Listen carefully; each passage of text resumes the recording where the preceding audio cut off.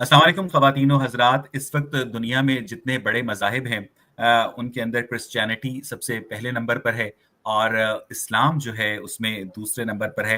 अगर हम number of followers के हिसाब से देखा जाए तो इस्लाम का ये दावा है कि उसने आकर क्रिश्चियनिटी को और जुडाइज़्म को ख़त्म कर दिया है, अपडेट कर दिया है। इस्लाम जो है इन जनरल हज़रत ईसा को पैगंबर तस्लीम करता है, लेकिन हज़रत ईसा को आखिरी पैगंबर तस्लीम नहीं करता। और इसीलिए मैं कहता होता हूँ कि जो मुसलमान हैं वो मसीहियों के और जो मसीही हैं वो यहूदियों के कादियानी हैं। आज जो हमारे 2 मेहमान हैं, एक क्रिश्चियन फ़ेथ से ताल्लुक़ रखते हैं, जो कि 15 साल तक एथियस्ट रहने के बाद दोबारा रिवर्ट बैक हुए क्रिश्चियनिटी में। उनका नाम आदिल गिल है और अमेरिका में ही मुकीम है। जबकि हमारे जो दूसरे मेहमान हैं उनसे आप एक मर्तबा पहले भी मिल चुके हैं, लेकिन इंटरनेट कनेक्टिविटी इश्यूज़ की वजह से मेरी और उनकी सही तरीके से गुफ्तगू नहीं हो पाई थी। हाफ़िज़ मुस्तंसर अली उनका नाम है, गुजरांवाला एपेक्स कॉलेज में बायोलॉजी के हेड ऑफ द डिपार्टमेंट हैं। बहुत-बहुत शुक्रिया हाफ़िज़ साहब, आपने वक़्त निकाला। हाफ़िज़ साहब, चूँकि मैं एक एक्स मुस्लिम हूँ और आप एक करंट मुस्लिम हैं, तो मुझे लगता है कि आज आदिल गिल साहब से हम स्टार्ट करते हैं, क्योंकि क्रिश्चियंस का जो पर्सपेक्टिव है वो पाकिस्तान में बहुत कम जो है वो इस तरह उन्हें वॉइस करने का मौका मिलता है। आदिल गिल साहब, ये जो बहस है रिलिजन की और एथीज़्म की, आप चूँकि 15 साल तक एथियस्ट भी रह चुके हैं, तो मुझे आपसे जानने में बड़ी दिलचस्पी है कि आप एक क्रिश्चियन घराने में पैदा हुए, तो किन वजूहात की बिना पर आप एथियस्ट हुए? और फिर किन वजूहात की बिना पर आप वापस आपने वही मज़हब आपने ठीक समझा जो इत्तेफ़ाक से आपका पैदाइशी मज़हब था, आदिल साहब? देखिए आवेश भाई, इसमें कोई एक ऐसी कोई चीज़ तो है नहीं जिस पे मैं अपना फोकस कर पाऊँ, लेकिन आहिस्ता-आहिस्ता जैसे आप जब आप थोड़ा बहुत पढ़ लेते हैं तो आपको लगता है कि जो लोग कह रहे हैं, और स्पेशली अगर आप यंग एज में एथियस्ट हो रहे हैं, जैसे आई थिंक मैं शायद 15-16 का हुआ होऊंगा, एट द लेटेस्ट शायद 18-19 का। तो और मैं एक अच्छे इंग्लिश मीडियम स्कूल में था, तो अच्छा एक फैमिली बैकग्राउंड था। तो समवेयर अलोंग दैट लाइन मैं अपना रसल साहब की बातें सुन के, आपके आपके मुंह से ही मैंने उनका नाम सुना। तो इस तरह की बातें सुन के overall one day I realise कि यार मैं कोई ये अपना कॉन्सेप्ट ऑफ गॉड पे इतना बिलीव अपना करता नहीं हूँ। क्योंकि अगर आपका कोई बिलीफ सेट है तो that must then go into some kind of activity, some kind of action. तो and for me it was like अच्छा यार, वट एवर, राइट। तो मैं अपना एथियस्ट हो गया और जिंदगी में कोई 15 साल एटलीस्ट एथियस्ट रहा हूँ, और उसमें से कोई 5 कुछ साल बड़ा हार्डकोर एथियस्ट रहा हूँ। तो मैं एक दिन रावलपिंडी के एक अपना एक दोस्तों के साथ बेट सी लग गई। तो रात के 12 बजे I was proving to them कि यार ये सोल वोल कुछ नहीं होता, ये सुपर नेचुरल सब जो है ना ये बकवास है। Everything is matter, matter and energy. So हर चीज की एक नेचुरल एक्सप्लेनेशन है। तुम्हें वो एक्सप्लेनेशन पता नहीं है, दैट इज डिफरेंट स्टोरी। तो मैं तुम्हें प्रूव करता हूँ, लेट्स गो सिट इन अपना ग्रेवयार्ड, जहां पे लोकल मिथ के मुताबिक रात के 12 बजे एक साहब अपनी कब्र से बाहर निकलते हैं। तो मैं कहा अच्छा जी चलो फिर चलते हैं, आज मैं भी देखता हूँ कि इस कब्र में से कौन निकलता है बाहर, दिखाओ मुझे। तो हाफ़िज़ रात के साहब, 12 बहुत बजे आई वाज दिलचस्पी से सिटिंग सुन ऑन रहे हैं दैट आप। ग्रेवयार्ड। ये बात हुँ, आपको मैं सुना रहा हूँ 1992 की शायद, या 93 की। हुँ। तो मैं रावलपिंडी से ऐसे कोई आई वुड से कोई ऐसे 15-20 अपना किलोमीटर बाहर, बिल्कुल घुपंधरी रात में, आई एम सिटिंग ऑन अपना ग्रेव, अपना grave, and I am saying कि भाईजान आ जाओ, उन बार अपना दरमिल पीते होते थे उस जवानी का वक्त था। मैं कहा भाईजान आ जाओ, फिर तुसी चेहरा कराना है तो फिर सानू चेहरा कराओ अपना। तो कोई इतना सा छोटा सा तारुफ है।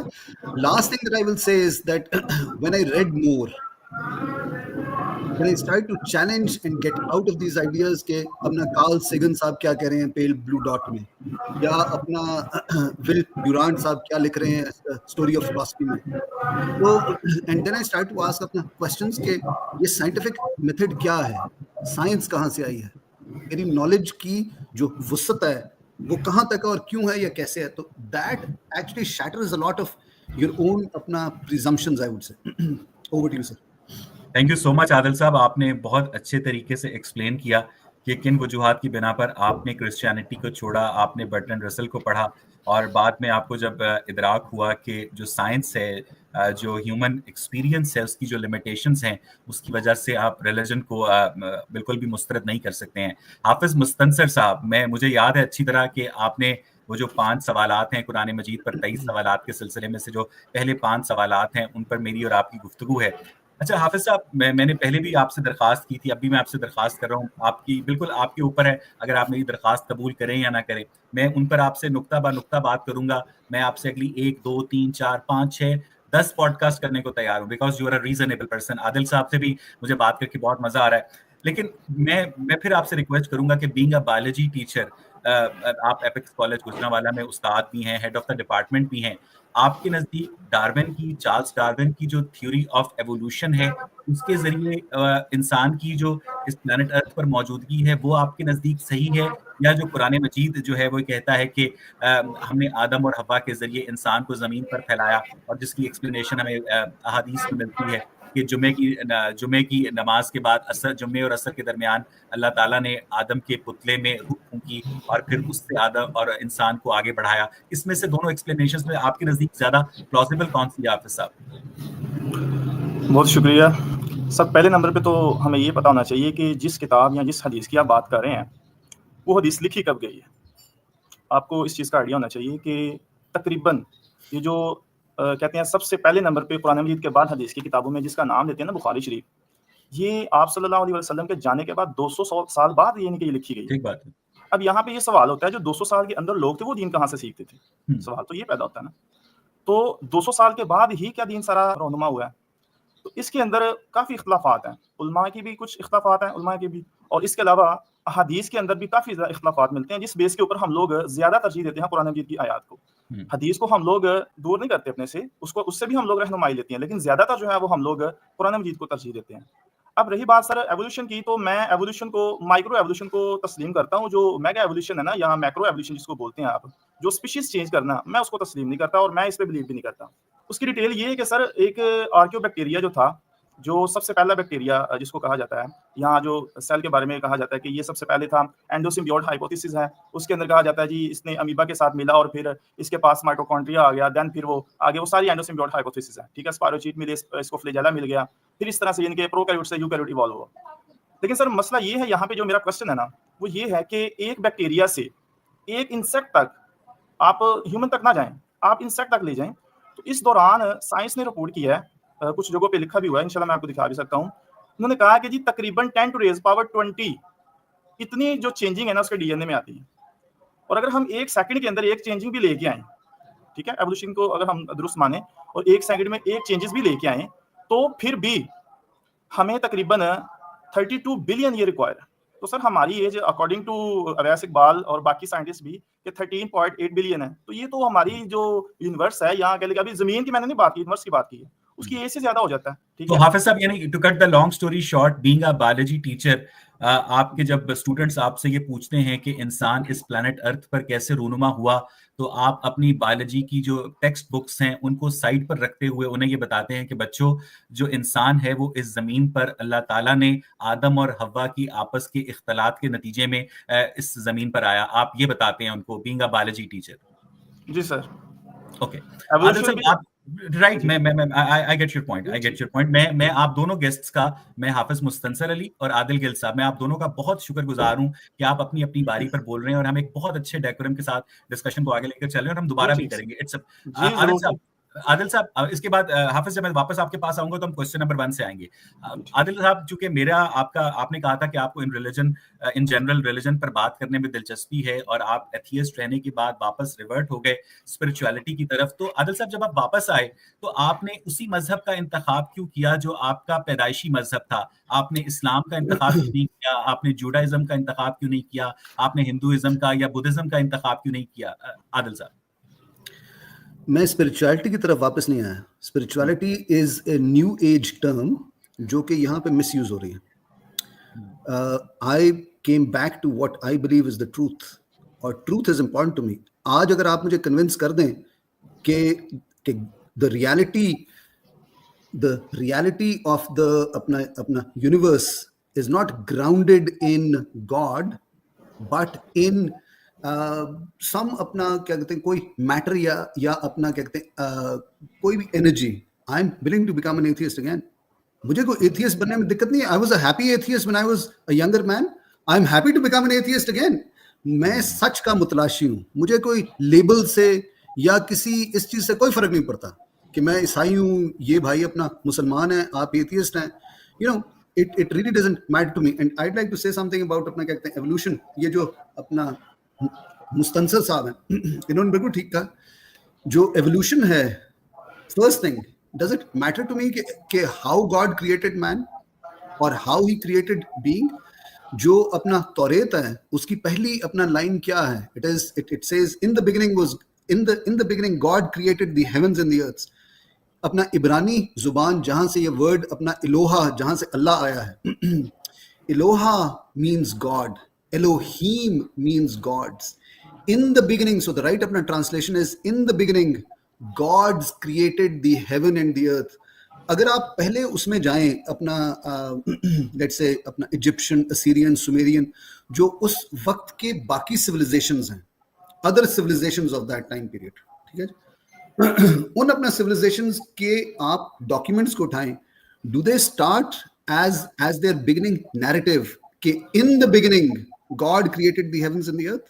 if you are अपना comfortable with that initial statement, that initial supernatural अपना statement, बाकी तो सारी छोटी मोटी चीजें ना इसमें के evolution। मैं ये आपकी जो तारीख मज़ाहिब के हवाले से बात है वो बिल्कुल दुरुस्त है, मैं आपसे इख्तिलाफ नहीं कर रहा हूँ। मैं सिर्फ और सिर्फ ये पूछ रहा हूँ कि जब आपने बीइंग एन एक्टिव एथियस्ट आपने वापस मजहब की तरफ जाने का फैसला किया, तो आपने उसी मजहब की जानिब जाने का क्यों फैसला किया जो आपका पैदाइश? A lot of research, sir. A lot of research. I have got thousands and thousands of hours of research. I understand atheism. मैं अपने मुंह से कोई बड़ा बोलने की कोशिश नहीं कर रहा, लेकिन आपके भाई ने जो एक आम इंसान से मुमकिन है, एक खुले दिमाग के साथ, किसी अकीदे की पट्टी अपनी आंखों में बांध के नहीं, कि खुले दिमाग के साथ सोच के रिसर्च करके यहां तक पहुंचा है। जो रोमन अपना कैथलिक फेथ है, हैंग ऑन, जो रोमन अपना कैथलिक फेथ है जिससे मैं बिलोंग करता हूं, मैंने अपने मसलक के ऊपर भी वो किया। हालांकि the Protestants and the Eastern Orthodox are my brothers and you are my brother in अपना कहते हैं ह्यूमैनिटी एज वेल, लेकिन मैंने इसके ऊपर बड़ी अपना सोच समझ के तहकीक करके ये किया हुआ। और हो सकता है मैं अपना गलत हूं, और अगर मैं गलत हूं तो I am open to convert. Adil साहब, जब आपने तहकीक की कि हजरत मरियम का ये जो दावा था कि मेरी जो प्रेगनेंसी है उसके अंदर कोई ह्यूमन इंटरवेंशन शामिल नहीं है और मुझे गॉड ने प्रेग्नेंट किया है, और मेरे उसके बाद जो पैदाइशी मेरी गोद में बैठकर बच्चा बोलना शुरू कर देता है कि मैं प्रॉफिट हूँ, क्रिश्चियनिटी में नहीं बोलता, वो मुर्दों को जिंदा करता है, आपके नजदीक ये जो सारी जो सुपरनैचुरल स्टोरीज हैं ये एक परफेक्टली एक सेंस मेक करती हैं आदिल साहब? अगर आप पहले अपना जो अगर आप रिलीजन के पैराडाइम में सोचें और अगर आप एक ओवरऑल अपना पैराडाइम में सोचें तो yes they do make sense. Let me actually flip this on you. आपने साइंस का काफी बार अपना जिक्र किया और मुझे भी साइंस से कुछ हल्का फुल्का अपना शौक है उसको अपना पढ़ने का।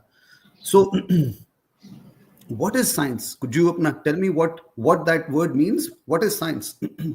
So science is this logical study of the natural phenomenon. Science जो है वो अपना किसी भी फील्ड में जो अक्यूमुलेटेड नॉलेज है जो कि साइंटिफिक मेथड के थ्रू हमने अक्यूमुलेट की है, science is nothing more than the scientific method. ठीक है, साइंटिफिक मेथड जो है वो अपना मंक्स ने 12th सेंचुरी में इजाद किया। ठीक है, जब भी आपको मौका मिले तो प्लीज इसके ऊपर जाके अपना वो कीजिएगा, तहकीक कीजिएगा कि हमारे आपके नजदीक एरिस्टोटल, पैथागोरस, इस तरह के एरिस्टोफेन्स जो कि 2500 साल पुराने साइंसदान हैं, वो आपके नजदीक बगैर साइंटिफिक मेथड के ही साइंसदान है? आई थिंक आप साइंसदान का लफ्ज जो है ना जी, साइंटिस्ट का लफ्ज बहुत ब्रॉडली यूज कर रहे हैं। अगर आप अरस्तु के पास जाते, सुकरात के पास जाते, बुकरात के पास जाते तो एंड यू सेड कि सर जी आप साइंसदान हैं, तो he would have not known कि आप क्या बात कर रहे हैं। This is not how they used to think. ये एक नए दौर का लेबल है। वो बड़े ही अपना पढ़े लिखे समझदार थिंकिंग लोग थे, लेकिन उनका जो मेथोडोलॉजी थी ऑफ अटेनिंग ट्रूथ या सच तक पहुंचना, वो एक डिफरेंट अपना पैराडाइम में था। अब फॉर एग्जांपल अगर मुझे ठीक याद है तो एरिस्टोटल जो था उसका ये कहना था कि हमें एक्सपेरिमेंटेशन नहीं करनी चाहिए। एक्सपेरिमेंटेशन जो है वो एक पुअर फॉर्म ऑफ गेनिंग अपना नॉलेज है। Observation is not a good form of अपना gaining knowledge. This is Aristotle. और Aristotle also believed in the steady state अपना क्या कहते हैं यूनिवर्स। आजकल जो ये मेटा अपना यूनिवर्स की बात चल रही है, ये क्यों है? इसलिए because the atheist community is extremely uncomfortable with the idea of a beginning of the universe. That is why we want to go back to the steady state कि यूनिवर्स। आदिल साहब, मैं आपके पास वापस आता हूँ। हाफिज मुस्तंसर अली आपको जो इत्मीनान इस्लाम देता है, आदिल गिल साहब को वही इत्मीनान क्रिश्चियनिटी देती है, ठीक है। उनके नजदीक क्रिश्चियनिटी जो है एक अल्टीमेट ट्रुथ है, आपके नजदीक इस्लाम एक अल्टीमेट ट्रुथ है। आप भी इत्मीनान से सोते हैं, वो भी इत्मीनान से सोते हैं। जो क्रिश्चियनिटी है वो इस्लाम को एक झूठा मजहब समझती है, और जो इस्लाम है वो क्रिश्चियनिटी को एक झूठा मजहब समझता है, और जो हम एथियस्ट हैं वो दुनिया के हर मजहब को झूठा मजहब समझते हैं। Coming back to my question to you, कि आपके आपके नजदीक हम लोग सही हैं? नहीं, एथियस्ट को हम नहीं ठीक कहते, लेकिन क्रिश्चियनिटी को गलत कहाँ कहा है? नहीं, आपके नजदीक जो है सर, हमारा मेरी एक मिनट सर, आपके नजदीक आपके पैगंबर ने हजरत ईसा ने आपके पैगंबर की इमामत में नमाज पढ़ी थी ना? जो हजरत ईसा के ऊपर या रसूलों तमाम के ऊपर ईमान नहीं लाता वो मुसलमान नहीं कहलवाता। बिल्कुल ठीक बात है, लेकिन क्रिश्चियंस जो हैं वो प्रॉफिट मोहम्मद को अपने क्वेश्चन की तरफ आए, फिर इंशाल्लाह हम जो क्रिश्चियंस जो हैं वो मैं वैसा कह रहा हूं कि इस्लाम में कहीं पे भी नहीं लिखा एंटी क्राइस्ट समझते हैं। ये पोप की, ये रोमन कैथोलिक चर्च की स्टेटेड पोजीशन थी कि मोहम्मद बिन अब्दुल्ला जिसने प्रॉफिट होने का दावा किया है वो एक एंटी क्राइस्ट है। आप इसको पढ़ लीजिएगा, ये रोमन कैथोलिक चर्च की स्टेटेड पोजीशन है, क्योंकि अगर वो आपके प्रॉफिट को प्रॉफिट मानेंगे तो इसका मतलब ये है कि वो हजरत ईसा को एक फाइनल प्रॉफिट तस्लीम नहीं करेंगे। हाफिज साहब, कुरान मजीद में ऐसी क्या बात है जो कोई इंसान ना लिख सकता हो? जी, सूरह यासीन आयत नंबर 38, वशम्स तजरी लिमुस्तक़र्रिन लहा। तर्जुमा इसका करते हैं हम लोग, वशम्स सूरज को कहते हैं, और सूरज अपनी मुकर्रर शुदा मंजिल तक चलता रहता है। सर, यहीं से हमारी बात जो है पिछली दफ़ा भी जो है डिस्कनेक्ट हो गई थी, तो मैं यहीं से स्टार्ट करने लगा हूँ कि अल्लाह ताला की ज़ात ने सूरत यासीन के अंदर सूरज की जो रोटेशन है उसको जिक्र किया, उसका जिक्र किया। अब ये बात उस टाइम या उससे पहले किसी इंसान को नहीं पता थी। अब आपका भी ख्याल है, इसके अलावा बाकियों का भी ख्याल है कि हजरत मोहम्मद सल्लल्लाहु अलैहि वसल्लम साइंस का नॉलेज नहीं जानते थे, तो फिर उन्होंने इतनी बड़ी अपने पास से बात कैसे कर दी?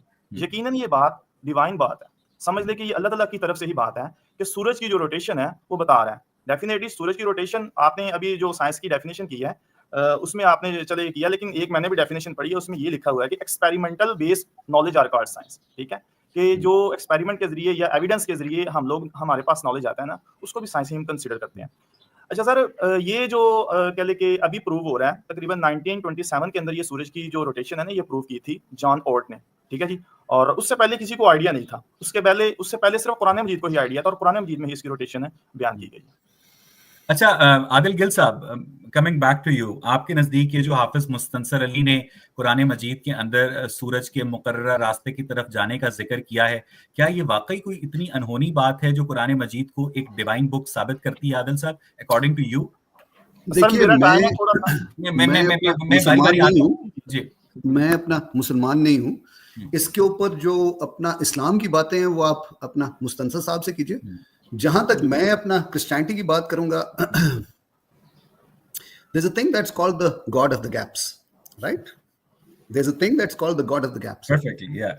So बहुत बार हम साइंस ऑफ द गैप्स में को बीच में डाल देते हैं। मैं एक वजह से जो अपना बाइबल को मानता हूँ, बाय द वे 19वीं सदी में, 18वीं सदी में there were many अपना यूरोपियन इंटेलेक्ट्स जो के स्पेशली प्रीचर्स जो के साइंटिफिक मिरेकल्स और साइंटिफिक ये वो चीजें बाइबल में से निकाल रहे थे, and after a bit they actually give up, क्योंकि ये बड़ी एक फ्यूटाइल सी अपना अटेम्प्ट है। हम एक डॉक्यूमेंट, एक छोटी सी रिक्वेस्ट करना चाह रहा था कि चूंकि कुरान मजीद का मुखातिब सिर्फ इंसान नहीं है, सॉरी मुसलमान नहीं है, पूरे इंसान है। कुरान मजीद का ये दावा है कि वो तमाम इंसानियत के लिए एक हिदायत की आखिरी किताब है। तो बीइंग अ ह्यूमन बीइंग, ठीक है, मैं बीइंग अ क्रिश्चियन आपसे सवाल नहीं कर रहा, does it make sense to you कि जब हाफिज मुस्तंसर अली सूरह कौन सी सूरत बताई आपने? सूरह यासीन का हवाला देकर कहते हैं कि सूरज अपनी मुकर्रर रास्ते की जानिब सफर कर रहा है। तो आपको ये कोई ऐसी मुहय्यरुल अकूल बात लगती है कि कुरान मजीद ये बात कहकर, ये बात अपने आप को साबित करके मनवा लेता है कि वाकई एक डिवाइन बुक है? बीइंग अ ह्यूमन बीइंग आपसे सवाल कर रहा हूं आदिल साहब।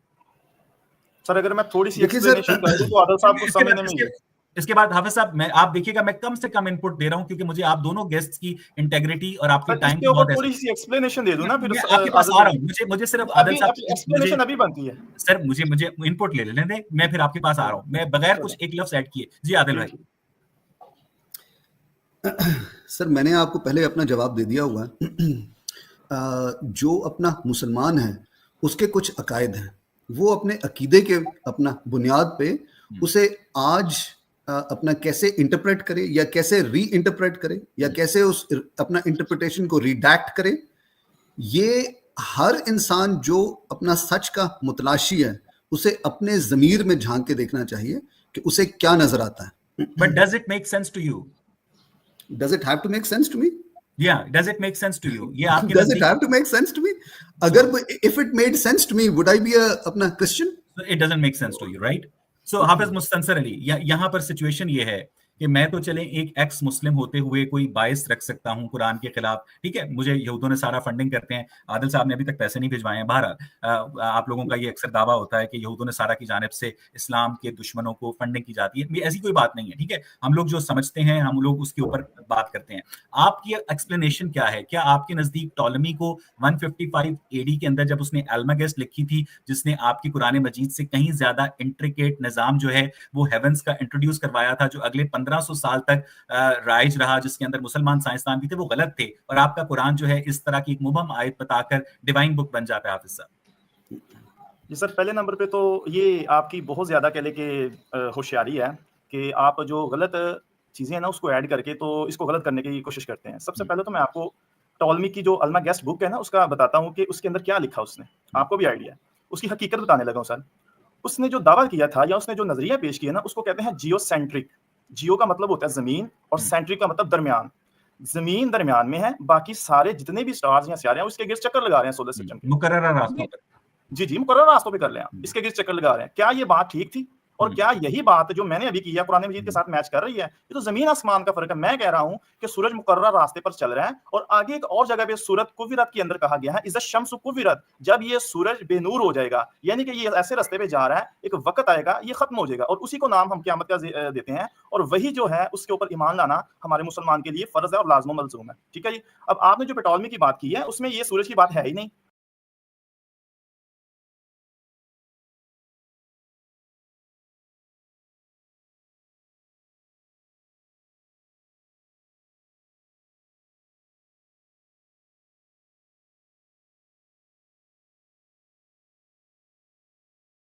उसके बाद सर 1502 के अंदर जाके वो एक और साइंटिस्ट आया था जिसका नाम है निकोलियस। उसने 1503 के अंदर, सॉरी 43 के अंदर ये बताया था कि ये जो टॉलमी वाला या टॉलमी वाला जो आप कह रहे हैं नजरिया, ये गलत है।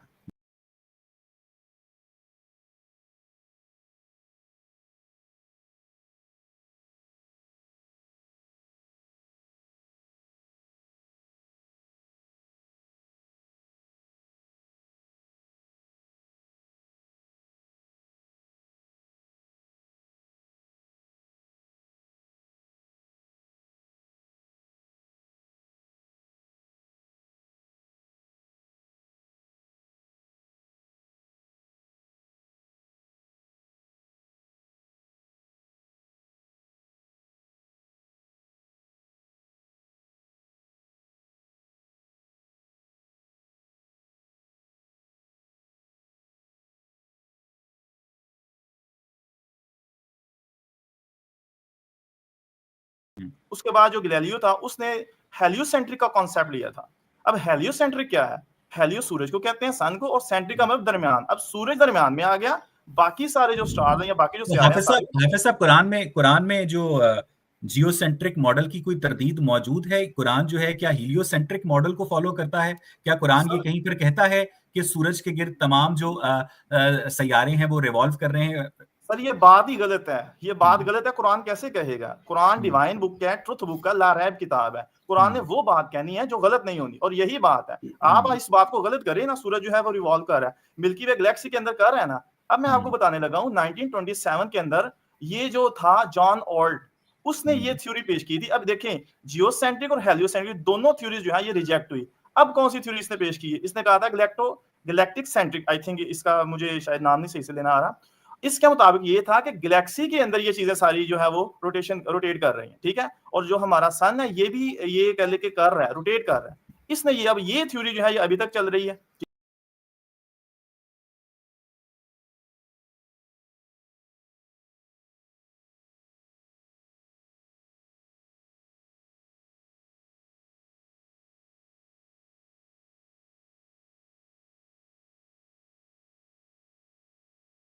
ठीक है, और यही कुरान मजीद के साथ कह लेके वो चल रही कर रही है, नहीं, मुस्तंसर साहब, जो आपका सूरज है वो मिल्की वे के गैलेक्टिक सेंटर के अगेंस्ट 225 मिलियन ईयर्स में एक चक्कर मुकम्मल करता है, ठीक है।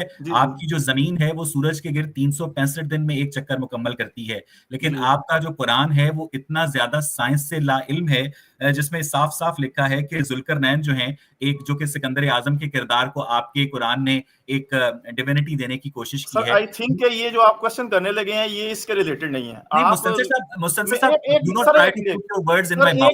Late me complete. जब आप बात कर रहे थे, बस एक मिनट, फिर ये कैसे भी आप जब आप बात कर रहे थे, आदिल साहब चुप करके सुन रहे हैं ना, वो जब आप बात कर रहे थे मैंने आपको नहीं टोका, ठीक है। आप मुझे क्वेश्चन करने की भी इजाजत नहीं दे रहे हैं। मैं आपसे ये पूछ रहा हूं सर, आप एक अल्टीमेट ट्रुथ रखने के अलमबरदार हैं। आपके कुरान में आता है कि जुल्करनैन एक सफर में जमीन पर एक ऐसी जगह पर जा पहुंचे जो सूरज तुलू होने की जगह थी। फिर अगली आयत में आता है कि वो एक और सफर में एक ऐसी जगह पर जा पहुंचे जो सूरज गुरूब होने की जगह थी। और ये सूरज तुलू और सूरज गुरूब होने की जगह पर पहुंचना तभी मुमकिन है जब आप जमीन को राउंड की जगह फ्लैट तस्वुर कर लें, ठीक है, वरना आप नहीं पहुंच सकते हैं। तो आपका कुरान जो है जो जमीन को फ्लैट तस्वुर करता है, तो वो आपके नजदीक एक हीलियोसेंट्रिक मॉडल का प्रोपोनेंट है। और आपने खुद ही ये कहा कि साइंस ने हीलियोसेंट्रिक मॉडल को भी रिजेक्ट कर दिया है। तो आप एक रिजेक्टेड मॉडल को अपने फेथ की गवाही के लिए इस्तेमाल कर रहे हैं हाफिज साहब। सर पहली बात तो ये है कि ये जो आपने वर्ड बोला ना, ये फ्लैट, कुरान मजीद में ये नहीं है। कुरान मजीद में जो आयत आई है ना, वल अर्ज़ बअद ज़ालिका दहाहा, दहाहा का मतलब होता है बेज़वी। आप जरा गूगल कर लीजिएगा या जहाँ पे भी देख लीजिएगा, जो हमारा जमीन का है ना पहले सर्कमस्टांसेस, वो उसमें फर्क है 48 आई थिंक माइल या किलोमीटर का फर्क है, ठीक है। तो वो बेज़वी ही शक्ल बनता है। अब वो बेज़वी ना बनेगा तो मैं इस चीज का जो है वो जवाब दूं, ठीक है। आप इस चीज को जरूर इसके बाद गूगल कर लीजिएगा। गूगल के अंदर भी और बाकी किताबों के अंदर भी ये बिल्कुल गोल का मतलब क्या होता है 360 एंगल बने, लेकिन 360 एंगल नहीं है इसमें, ठीक है। और जमीन उसके लिए जो यूज वर्ड हुआ है ना, वो दहाहा यूज हुआ है। अब दहाहा का मतलब बेज़वी शक्ल लिया जाता है।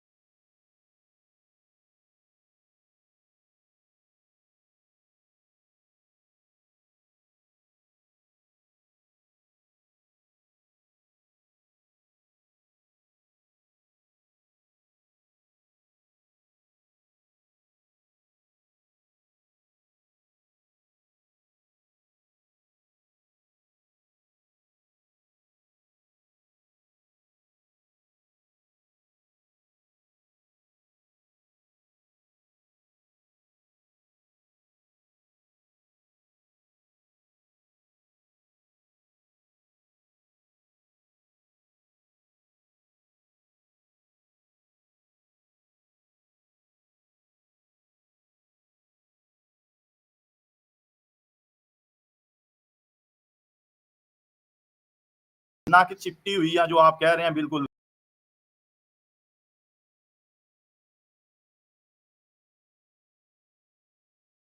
और दूसरी चीज ये है कि सर मैं यहाँ पे ये कहूंगा, एक थोड़ा सा आपसे पूछूंगा कि आपको खाने में क्या पसंद है? आप चिकन खाते हैं, क्या खाते हैं, पसंद क्या है आपको? सर मुझे गोट चीज बहुत अच्छा लगता है सर, मुझे पास्ता बहुत अच्छा लगता है, मुझे एवोकाडो बहुत अच्छा लगता है। कोल्ड ड्रिंक में? कोल्ड ड्रिंक में मैं कोल्ड ड्रिंक नहीं सर, मैं विस्की पीता हूँ। ठीक हो गया। ठंडी करके अगर इन तमाम बर्फ का क्यूब डालना पड़ता है ना सर, ठीक है सर, ठीक है। अच्छा सर, अगर इन तमाम चीज़ों को आप मिक्स करके आपके सामने पेश किया जाए, तो आपको कैसा लगेगा? सर ज़ाहिर है कि आपने उनका सत्यानाश कर दिया। हाँ, सर ऐसे ही आप भी ना पॉडकास्ट का सत्यानाश कर रहे हैं। क्वेश्चन जो है ना आप वो करें।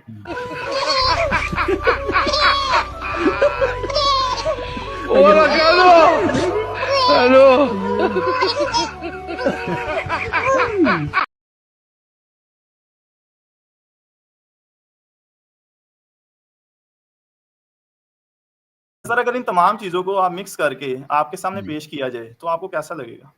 सर ज़ाहिर है कि आपने उनका सत्यानाश कर दिया। हाँ, सर ऐसे ही आप भी ना पॉडकास्ट का सत्यानाश कर रहे हैं। क्वेश्चन जो है ना आप वो करें। एकदम इन्होंने वक्त बदल दिया, जज्बात बदल दिए, जिंदगी बदल दी। 119 पे इतनी अच्छी पार्टनरशिप चल रही थी। ओ भाई, मारो मुझे, मारो मारो मुझे, मारो मारो।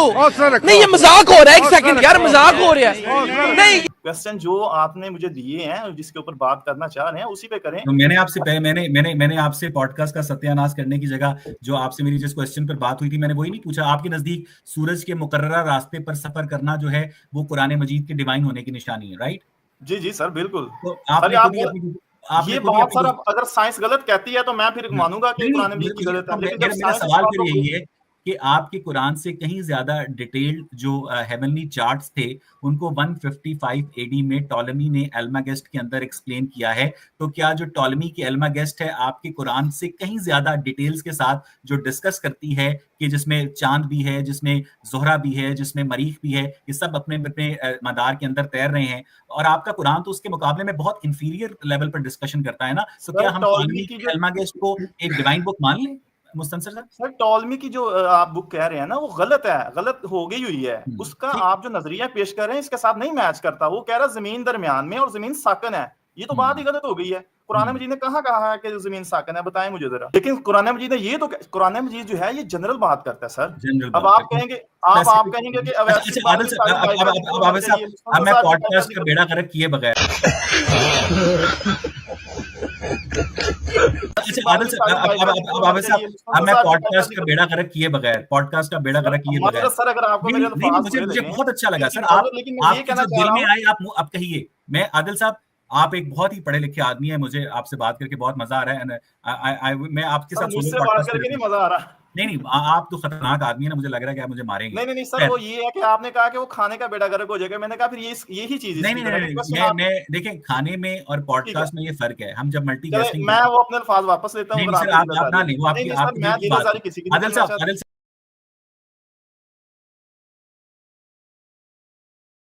आदिल साहब, जब रोमन कैथोलिक चर्च ने गलीलियो गलीली के ऊपर मुकदमा चलाया था कि कहो कि जो सूरज है जमीन के गिर्द घूमता है, ठीक है, तो गलीलियो ने अपनी जान बचाने के लिए कह दिया कि हाँ, जो सूरज है जमीन को घूमता है, और फिर वो मशहूर बात है कि मेरे कहने से क्या होता है, जमीन तो सूरज के गिर्द घूमती रहेगी। तो आदिल गिल साहब, 16th-17th सेंचुरी तक क्रिश्चियनिटी का, जूडाइज्म का और इस्लाम का इस बात पर इत्तफाक था कि जमीन जो है वो सेंटर ऑफ द यूनिवर्स है। तो आपके नजदीक जब उसके बाद गलीलियो ने जिस बात को गलत साबित किया, बाद में चर्च ने 300 साल बाद, 350 साल बाद गलीलियो से माफी भी मांगी, जिसका ना गलीलियो को कोई फायदा हुआ ना चर्च को कोई फायदा हुआ। Damage has been done. तो आपके नजदीक इस तारीखी वाक्य की रोशनी में क्रिश्चियनिटी जो है वो कहाँ स्टैंड आउट करती है आदिल साहब? सबसे पहली बात यह है कि इसमें 2-3 अपना बातें, मैं इसे कोई 30 seconds में रैप अप करने की कोशिश करूंगा। So if I move a little too fast, so please forgive me. My faith is not dependent upon the actions of a church. Okay, my faith is dependent upon Jesus Christ's, his crucifixion, his death and his resurrection. ठीक है जी, जो खुदावंद यसु मसीह की अपना सलीब पे जान देना, मसलूब होना, जो कि आपको हर किस्म का स्कॉलर ऑफ एंशिएंट हिस्ट्री आपको कहेगा कि this is a fact that he was crucified. इसके ऊपर डिबेट हो सकती है कि रेजरेक्शन जो है वो क्या हुई। Obviously that is a supernatural अपना कहते हैं इवेंट। सो पहली चीज ये है कि इट रियली डजंट अपना मैटर टू माय फेथ कि चर्च ने 16वीं सदी च की कीता या की नहीं कीता। चर्च को क्रिश्चियनिटी की रियल टीचिंग्स का नहीं पता। Allow me to finish, sir. So अगर आप इस स्पेसिफिक इवेंट की बात करना चाहते हैं विदाउट द लार्जर अपना फ्रेमवर्क, क्योंकि मैंने उसे अब फ्रेमवर्क दिया, उसका जो उसका कहते हैं लार्जर अपना कॉन्टेक्स्ट है, उसमें मैंने स्पेसिफिक इवेंट को इनपुट किया है. So let's now speak about the specifics. Not कि मैंने अभी अभी गलीलियो के साथ क्या हुआ उसको बैठ के पढ़ के बैठा हूं, लेकिन I have looked into this अपना incident. Since the days of Aristotle, church ने कभी साइंस के अंदर अपना ये नहीं कहा कि हम साइंटिफिक नॉलेज लेके बैठेंगे, हम थियोलॉजिकल अपना नॉलेज लेके बैठेंगे. जो भी एक वक्त की अपना साइंस है और वो उसका अपना कंसेंसस है among scientist, that has always been the case कि चर्च ने कहा कि भाईजान अच्छा अगर तुम्हारा ये ख्याल है कि इस तरह होता है तो वेरी वेरी नाइस, कोई अपना दिक्कत की बात नहीं. Up till the time of अपना अच्छा ये भी आप ज़हन में रखें कि जब अपना जो आपने नाम लिया था निकोला कोपर्निकस का, that gentleman is I think several decades prior to अपना गलीलियो, राइट? जी. सो ये कोई नई बात नहीं थी जो कि अपना उस वक्त अपना बोल रहे थे. सो लेकिन जिस अंदाज से कह रहे थे उस अंदाज पे चर्च को थोड़ा सा अपना डिफिकल्टी थी. एंड उनको उनके साथ ना कभी उनके साथ कोई बदतमीजी की गई. You can look at the entire thing. He was house अपना arrested for a little bit. He was friends with the pope. He was dining with the अपना कार्डिनल्स. सो मतलब इसके अंदर बहुत सारे नुआंसेस हैं. ये इतना अपना कट एंड ड्राई नहीं है जैसे. अच्छा आदिल साहब आप ये कह रहे हैं कि my faith does not depend upon the actions of the church, और साथ ही साथ आप चर्च को डिफेंड भी कर रहे हैं, ठीक है? Absolutely. The church is my mother. I am a Roman अपना Catholic. The church is my mother. Adil साहब जिस तरह आपके चर्च ने मेडिवल एजेस के अंदर कुछ हंटिंग की है, that मैं इसे कोई आपके चर्च ने जिंदा जलाया है खवातीन को चुड़ैलें करार देकर, उसकी एक अपनी तारीख है ना सर. वो आप मुझे नहीं पता कि आपके नजदीक वो तारीख काबिल फख्र है या नहीं. लेकिन कमिंग बैक, उसके बाद हाफिज साहब आपसे मैं क्वेश्चन नंबर 2 करूंगा. नहीं हाफिज आदिल साहब, जीसस क्राइस्ट को आपने उनके ऊपर बड़े एतमाद का इजहार किया. जीसस क्राइस्ट के नबी होने का सबूत क्या है सर? 2-3 चीजें.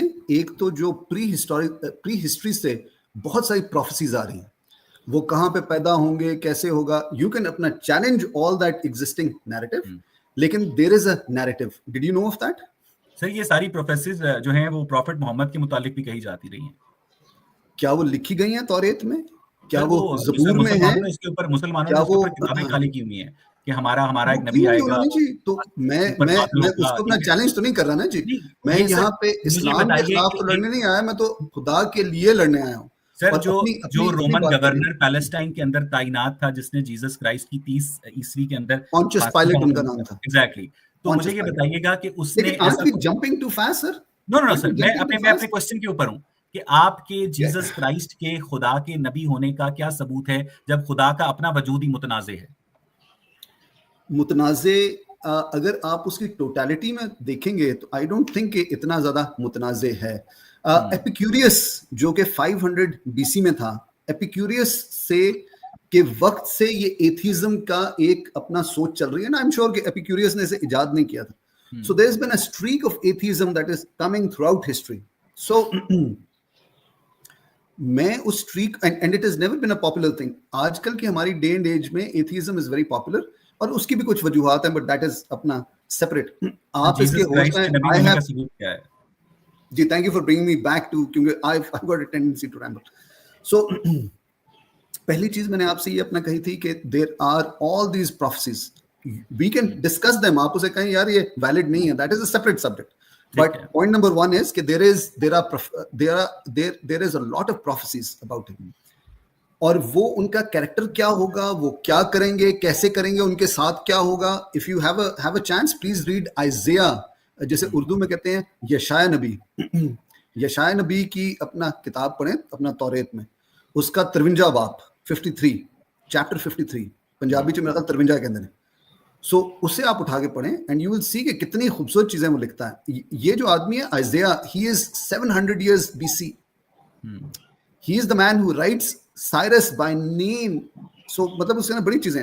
अगर आप साम अपना पढ़ें 22 ज़बूर 22, तो जो कि अपना दाऊद अपना नबी लिख रहा है, which is 1000 BC. तो दाऊद नबी लिखता है साम 22 में, which is what Jesus actually says, Eli Eli lama sabaqtani. ऐ मेरे खुदा तूने मुझे क्यों छोड़ दिया। चलें आदिल साहब, मैं 1 मिनट के लिए आपको यहाँ पे रोकूंगा। हाफिज मुस्तंसर साहब कमाल ज़ब्त और बहारत वो सबूत दे रहे हैं, हालांकि वो ये भी कह रहे हैं कि पॉडकास्ट का हम सत्यानाश कर रहे हैं। लेकिन मैं ये अच्छा हाफिज साहब, ये आदिल गिल साहब ने हजरत ईसा के नबी होने के बारे में मनकुलाती शहादतों के ऊपर उन्होंने ज्यादा वो रिलाय किया, ठीक है। मैंने उनसे हालांकि एक अभी बात खत्म नहीं हुई मेरी सर। मुझे पता है खत्म नहीं हुई। I am so sorry for that, I am so sorry for that. देखिए हाफिज साहब, ये जितनी प्रोफेसीज हैं ये हजरत ईसा के मुतालिक वो बता रहे हैं, हजरत मोहम्मद के मुतालिक आप बता देंगे, या बकिया मुसलमान बताते रहते हैं, मिर्जा गुलाम अहमद के लिए अहमदी मुसलमान बता देते हैं, ठीक है। हर जगह ये प्रोफेसीज का रवाज है। ये सारी ना मनकुलाती शहादतें होती हैं कि फलां किताब के अंदर डाटा टॉर्चरिंग करके आपने उसको अपने नबी के ऊपर जोड़ दिया। मैं माकुलाती शहादत के ऊपर ज्यादा रिलाय करता हूँ। मेरा जो आपसे दूसरा सवाल था हाफिज साहब, कि हजूर सल्लल्लाहु अलैहि वसल्लम ने अपनी वफात से पहले अगर कुरान मजीद इतना इंपॉर्टेंट बुक थी जिसके बाद कोई वर्ड ऑफ गॉड नहीं आना था, अल्लाह मियां ने हमेशा के लिए टाटा बाय बाय कर देना था और आपसे कोई राब्ता नहीं करना था, तो उन्होंने अपनी वफात से पहले इसको किताबी शक्ल में मुरतब क्यों नहीं करवाया हाफिज साहब? जी सर, उसकी वजह ये है कि अल्लाह ताला की ज़ात ने आप अलैहिस्सलाम के ज़िम्मे ये काम नहीं लगाया।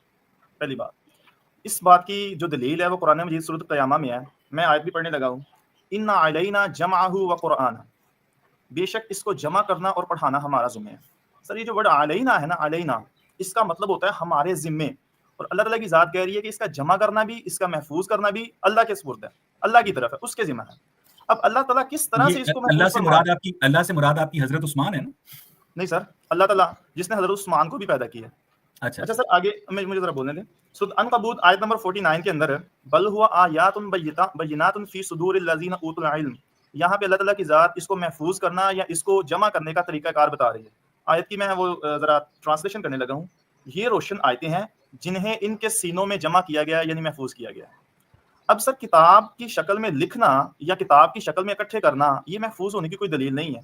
इस टाइम तकरीबन 8.2 बिलियन लोग हैं, और जिनमें से मुसलमान जो है वो तकरीबन 2 बिलियन है, और जो क्रिश्चियन है वो तकरीबन 2.4 बिलियन है।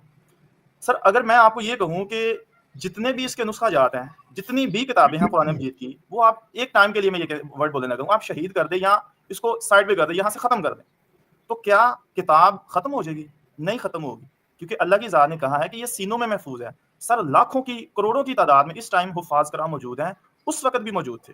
नहीं, तो हाफिज साहब, अगर इसी लॉजिक के तहत आपसे ये मैं पूछूं कि अगर ये किताब सीनों में महफूज है, ठीक है, और सीना बा सीना जो है वो मुंतकिल भी हो रही है, तो फिर इसे किताबी शक्ल में मुरतब करने की हजरत उस्मान को जरूरत क्या थी? क्या उन्हें सीनों में महफूज कुरान के ऊपर भरोसा नहीं था? क्योंकि हजरत अबू बकर सिद्दीक ने तो उन आयात जिन्होंने शुरू में लिखी गई थी उन्हें जलवाया था कि जो काम मेरे नबी ने नहीं किया वो तुम लोग कैसे कर रहे हो। और फिर हजरत अबू बकर के बाद, हजरत उमर के बाद हजरत उस्मान को ख्याल आया कि पहले दोनों खलीफा गलत थे। आपके नबी के पास शादियों का टाइम था, लौंडियों का टाइम था, लेकिन अपने एक मैसेज को इंटैक्ट करने के लिए उसको एक किताबी शक्ल में मुरतब करने का टाइम नहीं था, वो उन्होंने अल्लाह के सुपुर्द कर दिया। जो कि आपने अभी, मैं थोड़ी देर के लिए ये बात आपसे करूंगा, मैं इसी जो आपने क्वेश्चन किया उसके ऊपर वापस आऊंगा। पहले आपने ये जो शादियों की बात की है, लौंडियों की बात की है, आप मुझे अभी इसी टाइम बता सकते हैं जितनी शादियां की हैं उन जो बीवी हैं आप सल्लल्लाहु अलैहि वसल्लम, उनके नाम बता सकते हैं अभी?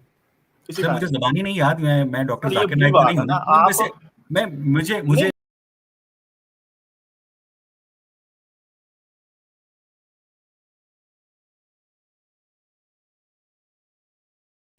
सर मुझे ज़बानी नहीं याद, मैं डॉक्टर जाकिर नाइक नहीं हूं ना, वैसे मुझे कुछ के नाम याद नहीं होंगे, ठीक है, मैं आपको बता सकता हूँ।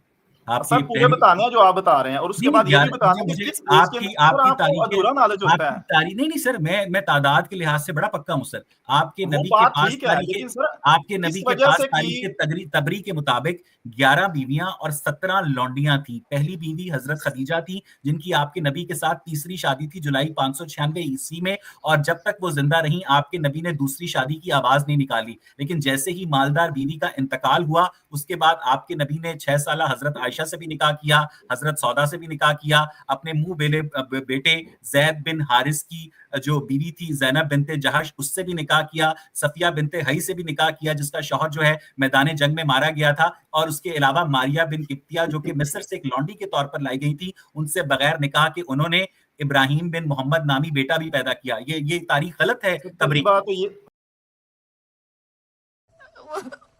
मुझे अपने घर जाना है, मुझे घर जाना है, मुझे अपने घर जाना है।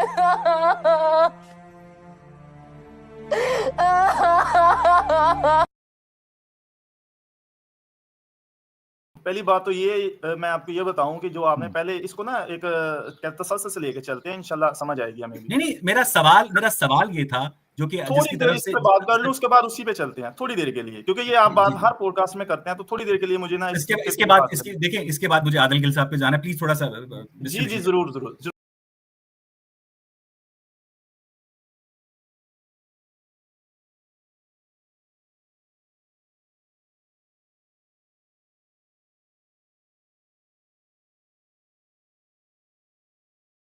देर के लिए मुझे ना इसके बाद देखिए, इसके बाद मुझे आदिल गिल साहब पे जाना है, प्लीज थोड़ा सा जी जरूर जरूर जरूर। सर पहली बात तो ये आपने कहा कि जी हजरत खदीजा मालदार थी, उसके बाद यानी कि शादियां की, तो आप मुझे बता सकते हैं जो बाद में शादियां की वो औरतें मालदार थी या नहीं थी? मुझे नहीं उनका सोशल स्टेटस पता। सर मालदार वाला वर्ड निकाल लेना, आप मालदार वाला वर्ड ना निकाल यूज करें, ठीक है? कफालत की सूरत में की, किस सूरत में की, इंशाल्लाह इस पे अलग से बहस रख लें, उस पे हम इंशाल्लाह इस पे बहस करेंगे, और ये भी इंशाल्लाह कोशिश शादियों और लौंडियों के लिए टाइम था, किताबी शक्ल में मुरतब कराने का टाइम नहीं था। सर वो मैं आपको बता रहा हूँ, अभी इसी मौजू के ऊपर आते हैं। एक तो इसको जमा करना आप अलैहिस्सलाम की जो है वो जिम्मेदारी नहीं थी। अब जब खुतबा हज्जतुल विदा, सर सुनिएगा, अगर इसको किताबी शक्ल में मुरतब करना हुजूर की जिम्मेदारी नहीं थी तो किसकी थी? सर ये बताने लगा हूं मैं। आप सल्लल्लाहु अलैहि वसल्लम ने जब खुतबा हज्जतुल विदा के मौका पे कहा कि जी क्या मैंने दीन पूरा नहीं कर दिया, तो अगर किसी को जरूरत थी इसकी किताबी फॉर्म में तो कोई बोलता। दूसरी चीज सर जो मैं आपको लॉजिकली बात करने लगा, उसके बाद आप आदिल साहब से भी बात करनी है, तो वो जरा सुनिएगा। उसमें ये है कि कुरान मजीद जो है वो 9 साल 9 माह और 9 दिन मदीना में नाज़िल होता रहा। इसी तरह से 12 साल 8 माह 5 दिन मक्का में, टोटल 22 साल 5 माह और 14 दिन में नाज़िल हुआ। 23 तकरीबन कह ले 23 साल कहा जाता है इसको। अब सर 40 साल के बाद आप को नबूवत मिल रही है, 63 ईयर के टाइम आप जो है वो इस दुनिया से पर्दा फरमा रहे हैं, जा रहे हैं।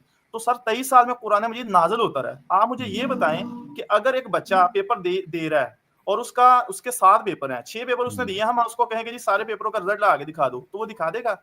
जबकि उसको कहेगा कि मेरे पास अभी एक पेपर रहता है। तो ये कुरान मजीद थ्रू आउट नाज़िल हो रहा था थारोली, जिसकी वजह से आप सल्लल्लाहु अलैहि वसल्लम ने तो जैसे नाजिल होता जाता था उसको किताबी शक्ल में लिखने में अल्लाह ताला ने मना किया जी वो लिखते जाते हैं। उसकी वजह कौन लिखता था? सर कातिबीने वही लिखते गए हैं। और यानी वो एक ऐसे बंदे पर अल्लाह मियां नाजिल कर रहा है किताब जिसको ये भी नहीं वेरीफाई करना आता कि जो कातिब वही ने लिखा है वो सही लिखा है। और इसीलिए अब्दुल्ला बिन अबी सरा ने इस्लाम छोड़ दिया था कि आप लिखवाते कुछ और है, मैं लिखता कुछ और हूँ, और आपको पता ही नहीं चलता कि मैं उसको बदल देता हूँ, अलीमुन बसीर को बसीरुल अलीम कर देता हूँ।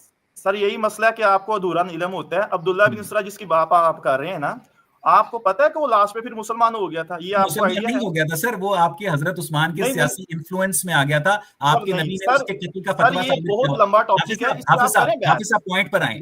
आपके नबी के पास शादियों का लौंडियों का टाइम था, लेकिन कुरान मजीद को किताबी शक्ल में मुरतब कराने का वक्त इसलिए नहीं था कि अल्लाह मियां ने उनकी जिम्मेदारी नहीं लगाई थी। अल्लाह मियां ने कहा था तुम शादियां करो, तुम लौंडियां रखो, लेकिन ये किताबी शक्ल में मुरतब कराने वाला काम ना मैं हजरत उस्मान से करा लूंगा। ये आपके अल्लाह मियां का प्लान था। सर मैं आपसे ये पूछता हूँ कि न्यूटन ने भी कानून निकाले हैं, आइंस्टाइन की भी थ्योरीज हैं, और भी यानी कि दीगर साइंटिस्ट ने निकाले हैं। तो आपने एक गूगल के अंदर सारे प्लेटफॉर्म को एक प्लेटफॉर्म में सबको जमा क्यों किया?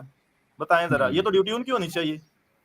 नहीं, ये जो न्यूटन और आइंस्टाइन है ये इनका खुदा से राब्ता है? नहीं सर मैं ये कह रहा हूँ कि सारा नॉलेज नहीं सर, ये सारा नॉलेज एक ही प्लेटफॉर्म पे जमा किया गया। न्यूटन ने 1688 ईस्वी में mathematical principles of natural philosophy को कैम्ब्रिज यूनिवर्सिटी से खुद पब्लिश किया था। चलिए मुस्तंसर साहब आप थोड़ा सा गुस्सा कर गए हैं, 1 मिनट ठंडा कीजिए। सर 1 मिनट बात करने दे सर, 1 मिनट बात करने। मैं ये कह रहा हूँ कि देखें ये आसानी के लिए था कि जो नेक्स्ट आने वाली जनरेशन है उसको आसानी के लिए वो इजीली अवेलेबल हो। जैसे देखें कितनी साइंस है, लेकिन उस सारी साइंस को जब कोई भी पब्लिश करता है, पेपर पब्लिश करता है, अगर ये हजरत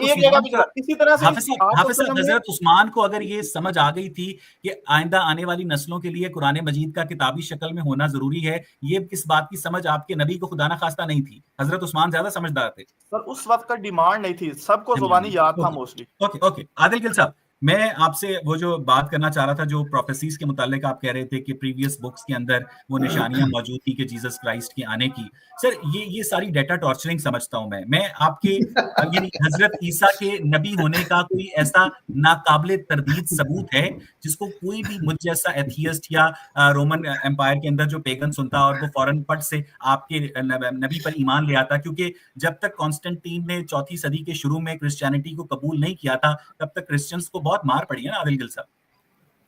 देखिए सर, जो एपिस्टेमोलॉजी है ना जी, जो सोचने का प्रिंसिपल्स हैं, अगर आप इतना बड़ा सवाल रखेंगे तो उसका जवाब तलाश करने के लिए, अगर आप सच को अपना तलाश करना चाहते हैं, दरियाफ्त करना चाहते हैं, तो उसे छोटे छोटे चंक्स में तोड़ देना चाहिए।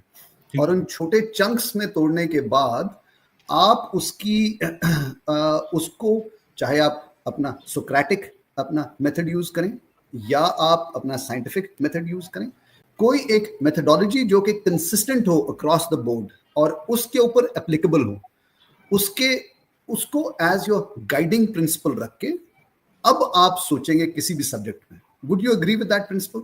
आई 100% एग्री। सो अब आपने सवाल क्या पूछा था? इस प्रिंसिपल मैंने इस सवाल ये पूछा था कि निशानियों को छोड़कर, पुरानी जो किताबों के अंदर लिखे हुए एक्सेप्ट्स हैं उनको छोड़कर, आपके नजदीक, आपके पास हजरत ईसा के खुदा का नबी होने का कोई सबूत समझ है? गया सर, समझ गया। सो मैं इसे समराइज करने की कोशिश करता हूँ। हमारे पास एक बहुत वाइड वैरायटी है अपना इंफॉर्मेशन की। प्रोफेसी शॉफरी को छोड़ें, मतलब देखें, मैं आपको एक प्रोफेसी कहूंगा, आप कहेंगे यार मैं तो मानता ही नहीं, तो क्या फर्क पड़ा इसमें? क्योंकि सर मैं मानना नहीं, मैं जानना चाहता हूं। होल्ड ऑन, मैं आपको मनवाना नहीं चाहता, आप माने ना माने that is up to you. I want to paint a picture. एक नैरेटिव है, साइंटिफिक नैरेटिव है। उस नैरेटिव में मैं 15 साल रहा हूं कि everything is matter and energy, और कोई भी नेचुरल जो फिनोमिनन है वो सिर्फ नेचुरल फिनोमिनन है, जो कि हम अपनी 5 सेंसेस के थ्रू उसे हम अपना समझ सकते हैं। ठीक है जी? This does not explain many अपना थिंग्स, कि सुपर नेचुरल को हम कंप्लीटली निकाल देते हैं। लेकिन सर हजरत ईसा के नबी होने का सबूत क्या है? अच्छा जी, तो खुदावंद यीशु मसीह के नबी होने का सबूत क्या है? सो आप इंसान को खुदा कह रहे हैं? बिल्कुल कह रहा हूं सर, इसीलिए तो मैं मसीही हूं। मैं क्यों ना कहूं, मसीही होने का मतलब ये है कि मैं खुदावंद यीशु मसीह को खुदा कहता हूं, उसको पूछता हूं मेरे भाई। और उस खुदा को रोमन गवर्नर ने फांसी दे दी। खुदा को फांसी कोई नहीं दे सकता, लेकिन इंसान का हाफिज साहब बात निकाल रहे हैं, हाफिज साहब की खुशी चेक करें। हाफिज साहब ऐसे बहुत अच्छी बात है जनाब, हाफिज साहब ने आज सही भाई का नाश्ता कर सर जी, बात यहाँ से बात शुरू होती है, उसका स्वाद नहीं आता ना जी, क्योंकि फिर वो यहाँ वहाँ अपना वो हो जाता है। मैं देखिए हाफिज साहब, मैंने आज आपसे 2 क्वेश्चन डिस्कस किए, बाकी फिर करेंगे, लेकिन हम आराम से ना आदिल गिल साहब की बात पर मैं आपका भी रिस्पॉन्स लूंगा। आदिल साहब, हजरत ईसा के नबी होने का, खुदावंद यीशु मसीह के प्रॉफिट होने का सबूत क्या है? सिर्फ प्रॉफिट होने की तो हमने कभी बात नहीं की मेरे भाई, मैं तो उन्हें खुदा पे एलिवेट कर चुका हूँ। तो प्रॉफिट की जहां तक हम बात करते हैं, ये तो बड़ा निचला दर्जा है ना जी। What is a prophet? So पहली चीज ये है, there are a lot of अपना प्रोफेसीज। एक मेटा नैरेटिव है। God creates Adam and Eve. मैं इसे बड़े अपना उसमें बंद कर रहा हूं, कूजन में, so try to stay with me. God creates Adam and Eve, Adam and Eve sin, God creates a good creation, Adam and Eve sin, through sin death enters into the world and there is separation between man and God in the अपना Jewish अपना context, जो यहूदियों का belief है, जो तौरेत की जो अपना नैरेटिव है। आपने वैसे तौरेत पढ़ी है? नहीं सर, मेरे पास इतना टाइम नहीं है। आपने इंजील पढ़ी है? सर एक्सेप्ट्स पढ़े हैं। ठीक। मैं आपको एक मेटा नैरेटिव बड़ा अपना क्विकली देने की कोशिश कर रहा हूं, क्योंकि अगर आप उस मेटा नैरेटिव में नहीं देखेंगे सर, मुझे शायद मेटा नैरेटिव का अंदाजा है। मैं आपसे एक हजरत ईसा के, खुदावंद यीशु मसीह के, होली ट्रिनिटी के, इसकी सच्चाई का एक ऐसा एम्पिरिकल एविडेंस मांग रहा हूं जो एक नॉन बिलीवर को एम्पिरिकल एविडेंस देने लगा हूं आपको। एम्पिरिकल एविडेंस देने लगा हूं। One was prophecies which he fulfilled. You can't be born in a certain place in Bethlehem, जो कि prophecy कहती है। Nobody can be born in Bethlehem. अब मेरी चॉइस तो नहीं है कि मैं कहाँ पैदा होऊंगा, right? अच्छा, दूसरी चीज, इस तरह की बहुत सारी हैं। There's hundreds of prophecies about that, by the way. दूसरी चीज, जब आप अपना तसलसल चल रहा है for being a prophet. Prophets do miracles. और खुदावंद यीशु मसीह does miracle after miracle and every time he says कि अगर तुम मेरी बातों पे यकीन नहीं करते तो that's okay, but then believe in the works that I do, क्योंकि मैं उसे तुम्हें एविडेंस दे रहा हूं। आपसे एक मैं सवाल पूछूंगा, मुझे अपना काइंडली इसका अपना जवाब दीजिए। नहीं आदिल साहब, आपके जीसस क्राइस्ट ने कौन सा ऐसा मिरेकल किया था जिसको देखकर उनको नबी तस्लीम कर लिया जाता? आपके ख्याल में अपना कोई अगर वो मिरेकल ना करते तो क्रिश्चियनिटी की बर्थ की वजह क्या है? People are believing in something. Roman Empire का ऑपरेशन। रोमन एम्पायर लोगों को कुट रहा है और कुटने से लोग जो है वो मसीह होते जा रहे हैं। जी सर, इन्होंने होर कुटा गया तो होर मसीह बन गए। हुक्मरान आप पर जुल्म करता है और आपको एक ऐसी मजहबी तहरीक मिलती है जिसमें आपको लाइफ आफ्टर डेथ का एक खूबसूरत तस्वुर पेश किया जाता है, तो फिर आप अपने आप को सॉलस देने के लिए उस तहरीक को ज्वाइन करते हैं। इसीलिए शुरू में क्रिश्चियनिटी बहुत पैसिव थी। मैं आपसे ये पूछ रहा हूँ आदिल गिल साहब, जीसस क्राइस्ट के, उसके बाद हाफिज साहब आपसे मैं आखिरी सवाल पे आऊंगा कि यही कि क्या हजरत ईसा ने अपना काम ठीक से नहीं किया था कि आपके प्रॉफिट की जरूरत पड़ी, ये मैं आपसे पूछूंगा। लेकिन आदिल गिल साहब, मैं आपसे पूछ रहा हूँ कि हजरत ईसा ने ऐसा कौन सा मिरेकल किया जिसको देखकर एक नॉन क्रिश्चियन शख्स जो है, यानी एक जो पेगन है, वो फौरन से पहले क्रिश्चियन हो गया? आपने अगर इंजील नहीं पढ़ी तो आप प्लीज उसे एक दफा पढ़ लें। उसमें बहुत सारे पेगन्स, एक्सक्यूज मी, मुझे भी 30 सेकंड का मौका मिलना चाहिए। बहुत सारे जो पेगन्स हैं जो अपना जेंटाइल्स एंड जूस, इसमें मैं पेगन का लफ्ज निकालना चाहता हूं, Gentiles and Jews, why are they converting to अपना बिलीव इन द वे? जो ये वर्ड है ना क्रिश्चियनिटी, ये पुराने वक्त में गाली होता था। सर मिरेकल बताते हैं सर, यही तो मैं आपसे कह रहा हूं, अगर आप पढ़ लेंगे लोगों को जिंदा करना, 36 इस तरह के काम को जिंदा करते थे और खुद उठ गए। And he said for this day I was born, क्योंकि वो जो मैं मेटा नैरेटिव पहले बयान कर रहा था वो यही था कि there was separation put because of sin between man and God. God used to come and talk to Adam, बाबा आदम अम्मा हवा के साथ, जो यहूदियों की अपना पैराडाइज है, गार्डन ऑफ ईडन है, उसमें God used to come down and roam around with them, गपशप करता था उनके साथ फिजिकली। लेकिन आदिल साहब, लास्ट क्वेश्चन, मेरे पास पॉडकास्ट का वक्त खत्म हो गया, मैं प्रॉमिस करता हूं दोबारा बात करेंगे। आदिल साहब, जब आप एक एथियस्ट हुए थे, तब आपको ये नहीं पता था कि हजरत ईसा जो है मुर्दों को जिंदा किया करते थे? मेरा ये ख्याल था कि इन्होंने सब झूठ मूठ लिखा हुआ है, ये कंट्रोलिंग मैकेनिज्म है एक। लोग अपना रिलीजन को यूज करते हैं टू कंट्रोल द मैसेज। जैसे आपने अपना कार्ल मार्क्स को सुना होगा कि religion is the opium of the masses. So मेरा ये मानना था कि लोगों ने अपनी, और सिर्फ अपना क्रिश्चियनिटी में नहीं, तमाम अपना मज़ाहिब में, and this is one of the reasons that I became an atheist, क्योंकि व्हाट आई थॉट वाज कि ये सब लोग कुछ लिख के आपके माइंड में एक वायरस डाल रहे हैं, कंट्रोलिंग मैकेनिज्म है, nothing more. So I thought कि जितना ये बिब्लिकल नैरेटिव है ये मिथ्स पे बेस्ड है। तो सर फिर आपको कैसे पता चला कि वो वाकई I believed in the God of the gaps। ठीक, मुझे हाफिज साहब का रिस्पांस ले लेने दें, फिर मैं इसको वाइंड अप करता हूं। Thank you so much Adil Gill साहब। मुझे हाफिज साहब, आपकी भी पेशेंस का बहुत शुक्रिया। मुझे यकीन है कि आपके भी 2 सवाल को हमने डिस्कस किया है। अगली पॉडकास्ट में हम क्वेश्चन नंबर 3 से आएंगे। हाफिज साहब, आपकी अंडरस्टैंडिंग के मुताबिक क्या हजरत ईसा ने या खुदावंद यसु मसीह ने अपना काम ठीक तरीके से नहीं किया था कि पैगंबर इस्लाम की जरूरत पड़ी कि अल्लाह ताला ने कहा नहीं यार, एक नबी और भेजना चाहिए अभी? नहीं सर, ठीक ही किया था। हम उनके काम को गलत तो नहीं कह रहे। मैं थोड़ा सा समझाने के लिए इसको बिल्कुल आसान अल्फाज में, अगर जल्दी से इसको वाइंड अप करने के लिए एक एग्जांपल कोड करूं तो वो ज़रा सुनिएगा कि थर्मोडायनामिक्स के कुछ लॉज हैं, ठीक है। उसमें पहला लॉज जो है वो जब आ गया था एनर्जी के मतलब, तो दूसरे लॉ की क्यों जरूरत पड़ी सर? आपने जवाब देना, साइंस का ज्यादा आपको नॉलेज है। क्योंकि लॉज ऑफ थर्मोडायनामिक्स जो हैं किसी डिवाइन जरूरत के तहत नहीं, बल्कि एक्विजिशन ऑफ नॉलेज के तहत मजीद रिसर्च की रोशनी में जब साइंसदानों ने मजीद जो नेचर के अंदर पाई जाने वाली इंटरकनेक्टिविटी है उससे एक्सप्लोर किया, तो इसलिए मजीद लॉज ऑफ थर्मोडायनामिक्स आए। तो इसका मतलब ये है कि चूंकि लॉज ऑफ थर्मोडायनामिक्स ज्यादा आए, इसीलिए जो लॉज ऑफ थर्मोडायनामिक्स लेकर आए, जिन क्रिश्चियंस की बात आप यहाँ मेरे सामने कर रहे हैं, उन क्रिश्चियंस के लॉज ऑफ थर्मोडायनामिक्स की तादाद को कोट करके आप अपने नबी की हतमियत को जस्टिफाई कर रहे हैं। सर मैंने ना एग्जांपल के तौर पे समझाने के लिए लिया है कि जैसे फर्स्ट लॉ आया, उसके बाद कंपेयर एप्पल्स विद ऑरेंजेस, गलत नहीं कहा गया, उसमें चेंजिंग करके या उसके अंदर एक्स्ट्रा, यानी कि जो आगे सेकंड लॉ है उसके अंदर नई चीजें आई गई। इसी तरह से जो हज़रत ईसा अलैहिस्सलाम की शरीयत है उसको हम गलत नहीं कह रहे, ठीक है। उसके बाद जब आप सल्लल्लाहु अलैहि वसल्लम आए और उन्होंने अपनी शरीयत जो है वो नाफिज की, सो अब हम उनके फॉलोअर्स हैं और उनके फिर पैरोकार जब तक आपके पैगंबर ने अपनी शरीयत नाफिज नहीं की थी और हजरत ईसा की शरीयत वैलिड थी, तो फिर हजरत आमना बिनते वहब को और हजरत अब्दुल्ला बिन इब्ने मुतलिब को क्रिश्चियन होना चाहिए था ना, तो वो क्रिश्चियन क्यों नहीं थे? इसमें सर बड़ा डिटेल है, इंशाल्लाह नेक्स्ट पोस्टकास्ट में चलें, डिटेल से ठीक हम है। स्टार्ट बहुत करेंगे। बहुत शुक्रिया हाफिज मुस्तनसर अली साहब। 2-3 मिनट में ये वाइंड अप एग्जैक्टली, करेंगे। बहुत बहुत शुक्रिया आदिल गिल साहब। It was such a pleasant surprise meeting you.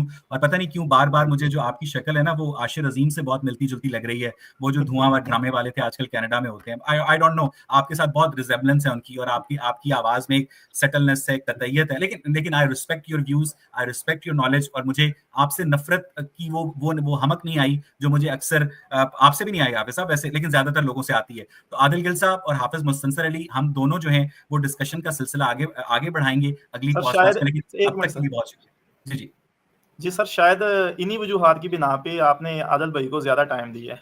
नहीं, ये शायद मुझे लगता है कि आदिल गिल साहब को हमें एहतरामन ज्यादा टाइम देना चाहिए था, ठीक है, क्योंकि वो पाकिस्तान की उस सप्रेस्ड क्रिश्चियन कम्युनिटी से बिलोंग करते हैं जिनकी दुकान पर कब्जा करने के लिए भी 295C का मुकदमा दर्ज करवा दिया जाता है, ठीक है। तो मुझे लगता है कि हमें उनको ज्यादा सुनना चाहिए था, ठीक है। आदिल गिल साहब बहुत बहुत शुक्रिया sir, it was such a pleasure meeting you.